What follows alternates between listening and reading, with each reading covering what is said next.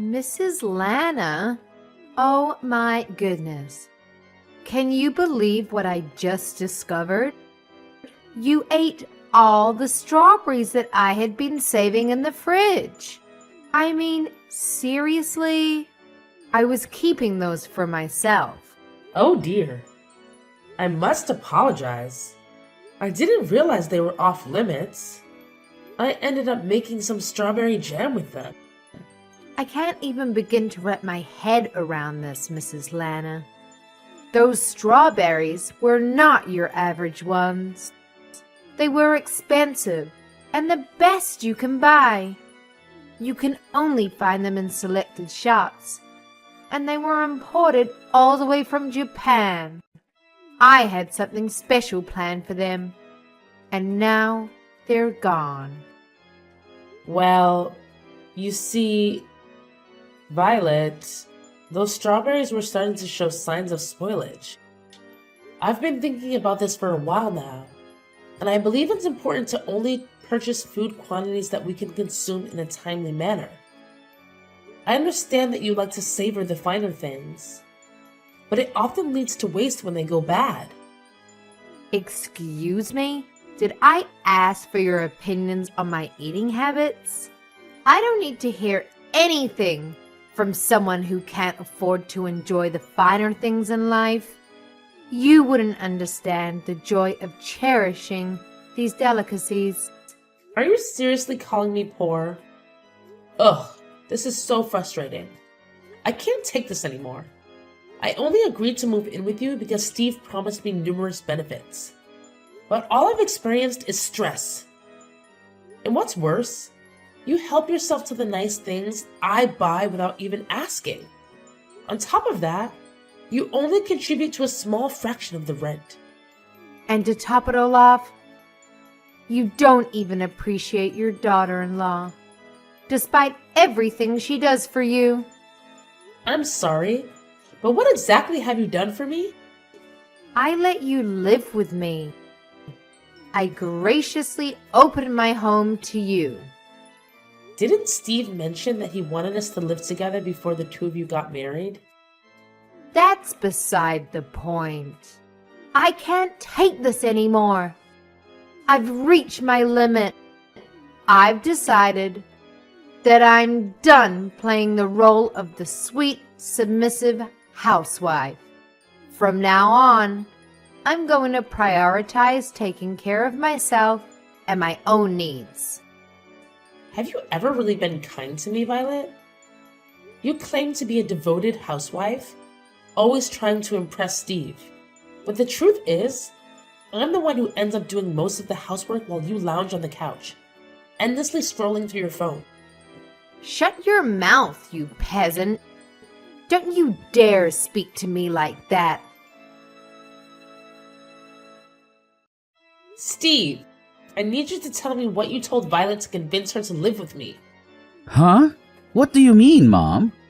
She just threw all of her anger at me and that this isn't what she signed up for. And that you told her that there would be benefits on her side by living with me. She even went as far to call me a peasant. And that I should be ashamed for not being able to spoil her. Violet told me that you were the one who came up with the idea to live with me. And that you convinced her to do so. So I need to know what you told her. Just come clean with it. I need to know this to straighten out this whole situation. Besides, I've been having a feeling that you're lying to me for a while now. What? I mean, you had a bunch of money inherited to you when Dad died, didn't you? He worked at a decent company, so I imagine the insurance was great. Therefore, I figured that you had enough to be well off for the rest of your life. Maybe even better than well off.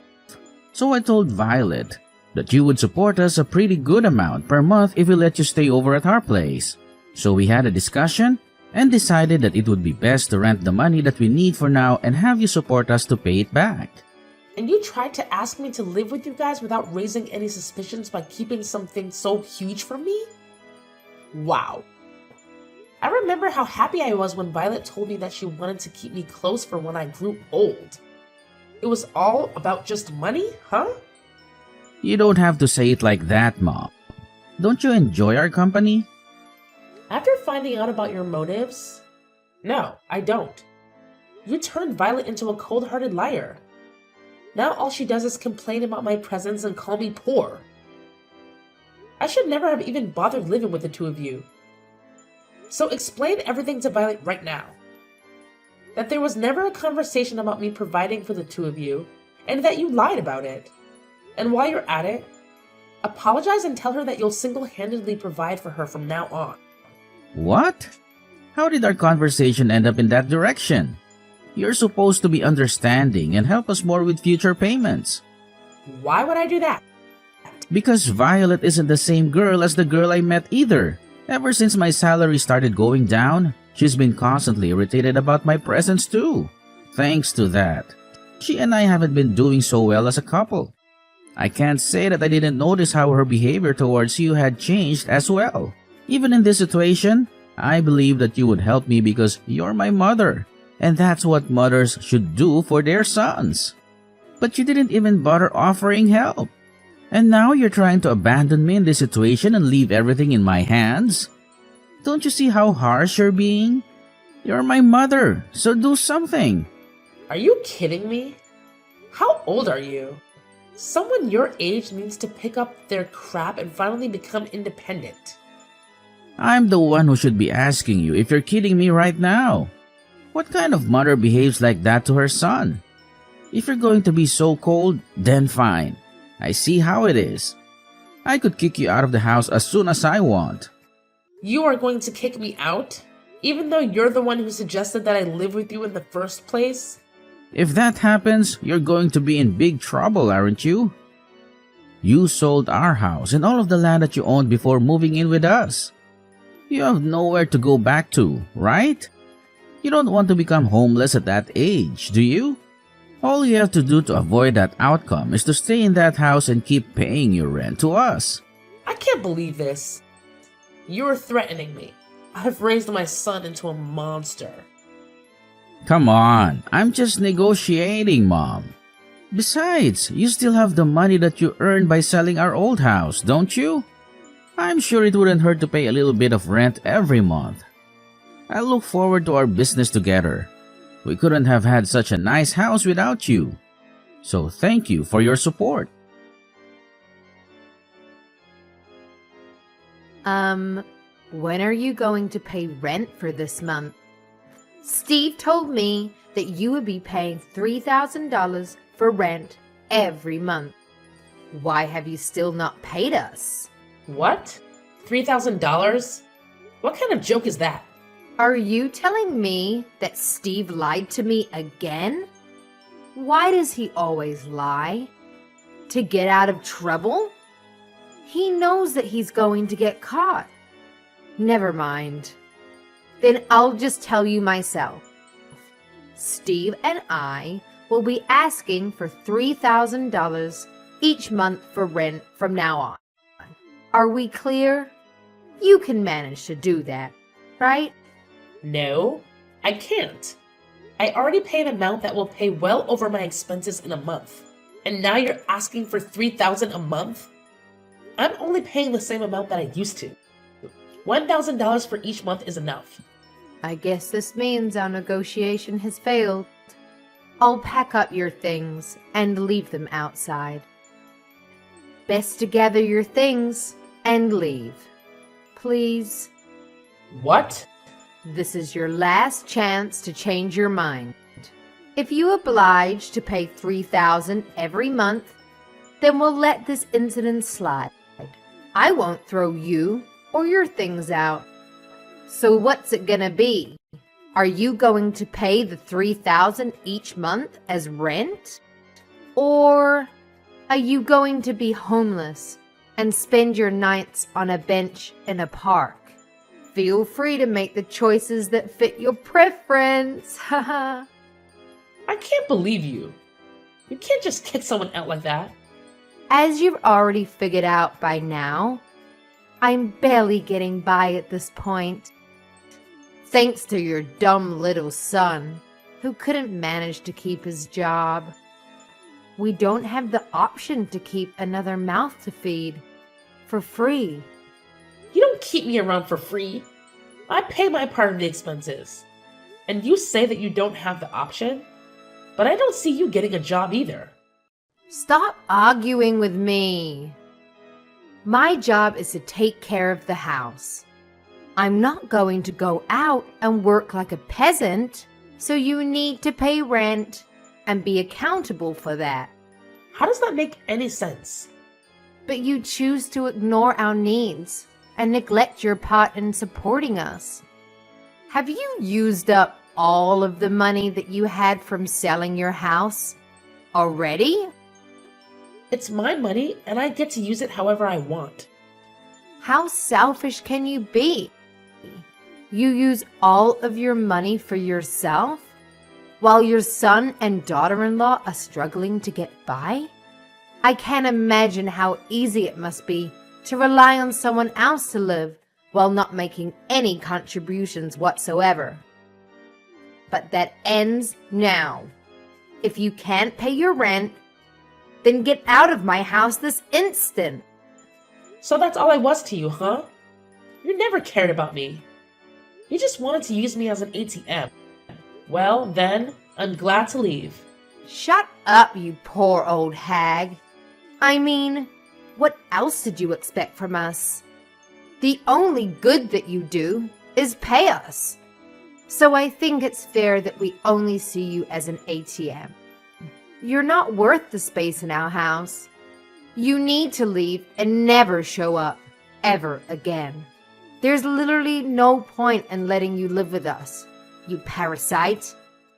I guess I'll move into the luxury nursery home with a built-in country club in the town next door. Seriously? I guess he got his habit of lying from you. I'm being serious. And where on earth do you think you're going to get the money for that? I have every single cent that I need to afford it. I currently have $2 million worth of assets. So you can probably do the math that I have enough to spend a lifetime in a nice place like that. 2 million? How? I think I'll get going now. I promised my friend that we would go somewhere to have tea together. So I'll go do that. As a matter of fact, I'll stay at a friend's house tonight. So please leave my things at your front door. I'll be moving into my dream environment after that. So you won't have to see me ever again. I can't tell if you're joking. You're kidding about the $2 million, right? Even if your husband passed away and left an inheritance, $2 million is unrealistic. Oh, it's not my husband's. I made it myself when I was younger. What? Yes, I bought some real estate with the money that my husband left behind. So I have $5 million if you include that. I hit the jackpot with the apartment I bought and started renting out. You have $5 million. How? Because I plan ahead and save up money before I make financial decisions. Unlike your dumb little husband. This whole situation doesn't make any sense.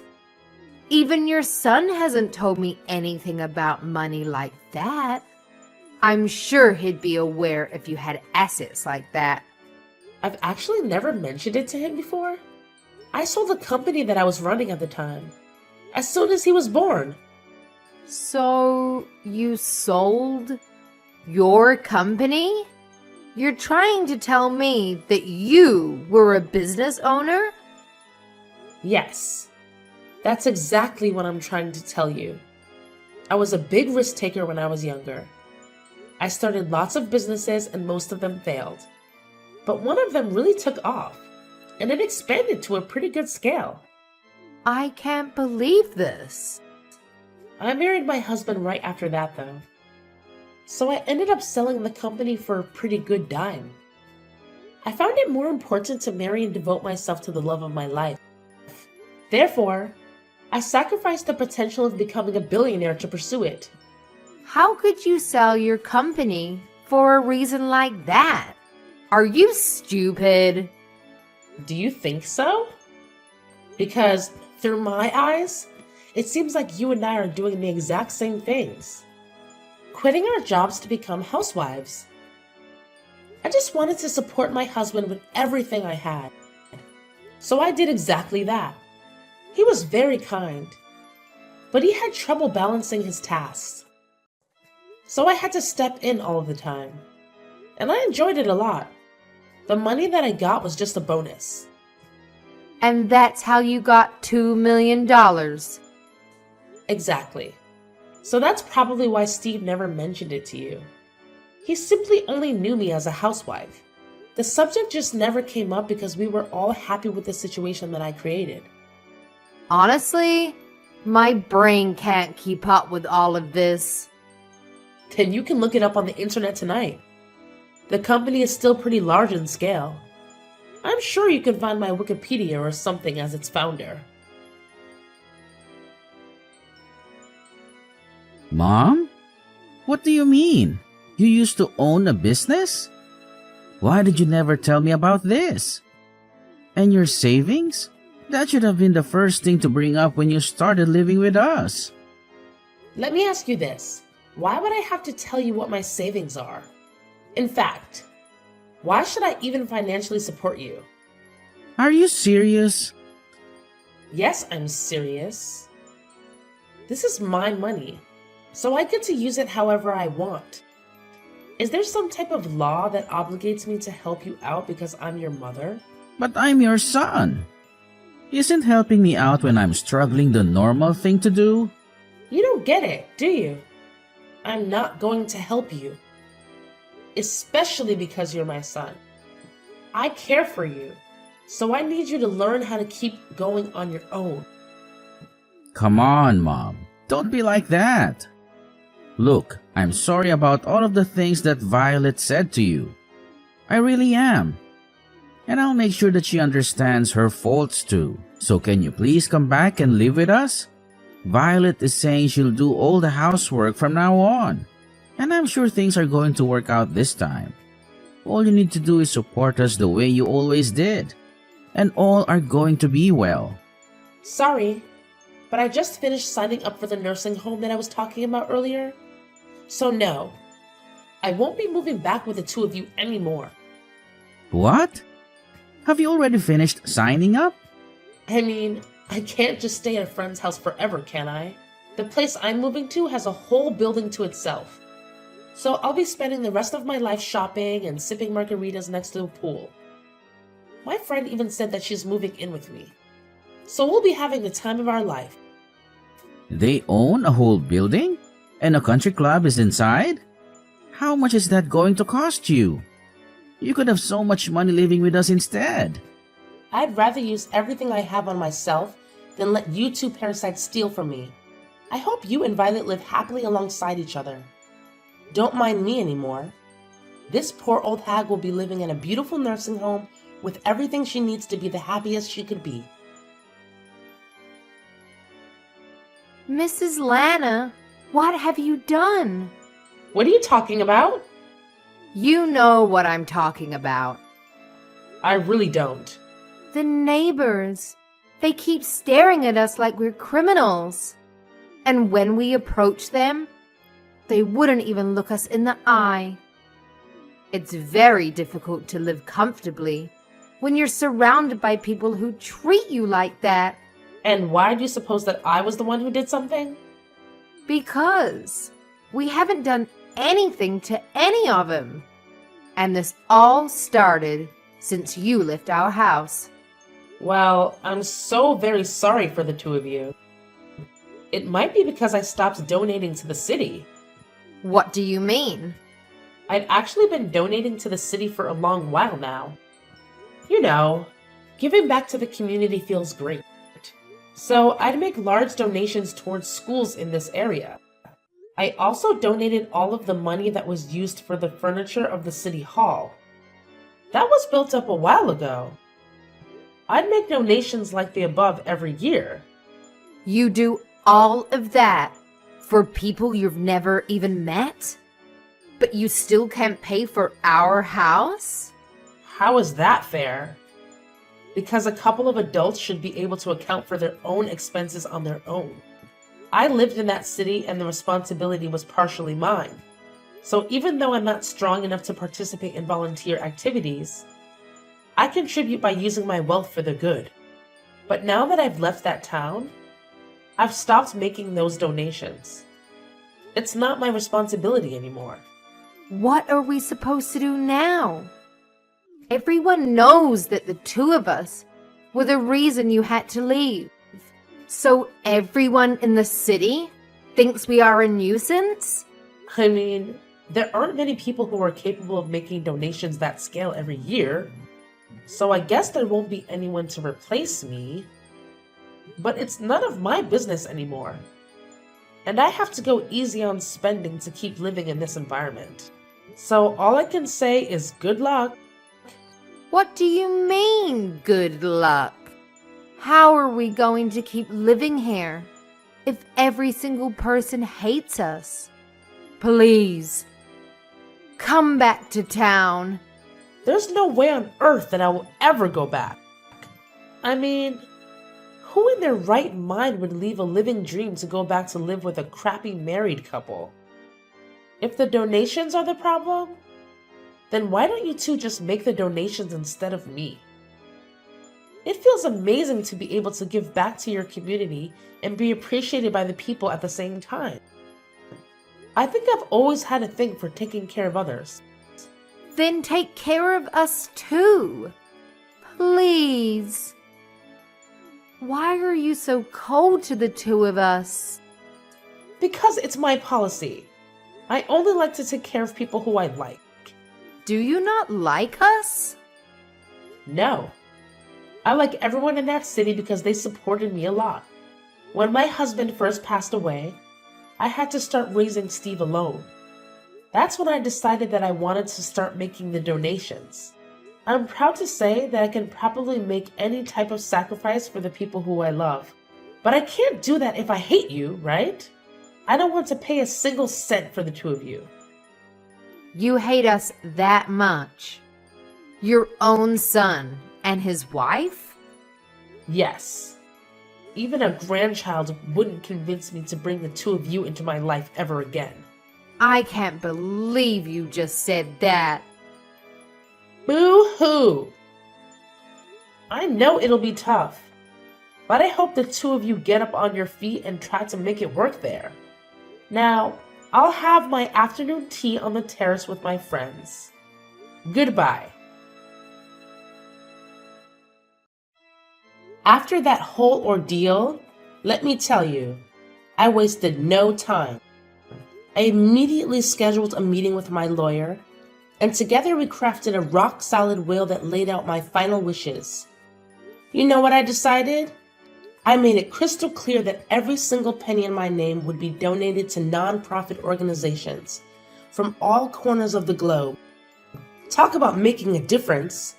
As soon as I sent out the letters notifying these incredible organizations about my intentions, something amazing happened. Steve and Violet, the dynamic duo who had been bombarding me with desperate emails, suddenly went quiet. It's like a switch had been flipped. And they finally realized it was time to step up and take charge of their own lives. Can you believe it? Steve, bless his heart, decided to hit the books and buckle down on his studies. He knew that earning a certificate would be his ticket to that sought-after promotion at work. I have to give credit where credit's due. He really put in the effort to better himself. And Violet? Well, she surprised us all by snagging a part-time gig at a local cafe. That's right. She's finally out there hustling and bringing in some extra dough. But here's my thing, my friend. Despite their newfound determination, it seems the city gossip mill is still churning away. People love to talk, don't they? They're whispering all sorts of not-so-nice things behind Steve and Violet's backs. It's a shame, really. But you know what? They're not letting that get to them.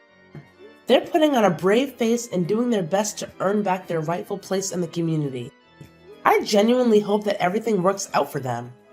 I hope they can look back one day and feel a sense of pride in what they've achieved. Life has a funny way of throwing curveballs at us, but sometimes it's those very challenges that push us to grow and become better versions of ourselves. So here's to Steve and Violet. May they find their way and create a future they can truly be proud of. Cheers to that!